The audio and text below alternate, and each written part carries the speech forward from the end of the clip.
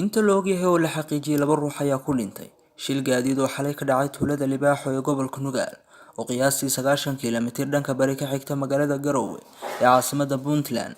Shilkan ayaa ka dhashay kadib markii gaari nooca loo yaqaan sideed boolaha oo ka yimid dhinaca magaalada Garowe ay isku dhaceen gaari nooca raaxada ah oo ka yimid magaalada Boosaaso ee gobolka Bari sida ay sheegeen dadka goobta tegay.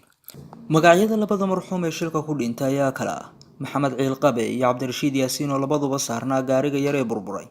Sidii ay xaqiijiyeen eheladooda, gaariga yar oo si weyn u burburay ayaa haddana dab ka qarxay, iyadoo markii dambe dabkaasi uu qabsaday gaariga weyn ee xamuulka ah. Sida uu sheegay sarkaal ka tirsan ciidanka ilaalada wadooyinka gobolka Nugaal oo la hadlay idaacadaha maxalliga ah.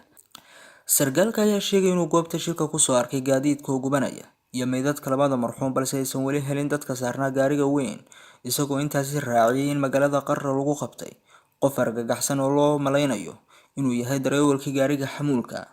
Sidoo kale waxa uu tilmaamay inaysan weli xaqiijin karin khasaaraha rasmiga ah ee uu shilku dhaliyay maadaama aysan markii hore ogeyn tirada dadka saarnaa labada gaari ee isku dhacay.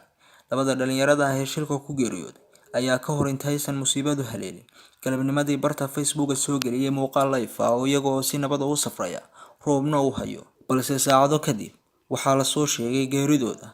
Allaha u naxariistee Cabdilaahi Cabdinuur Yuusuf Cabdilaahi Bakayle, telefishinka caalamiga Ariel TV, magaalada Garowe.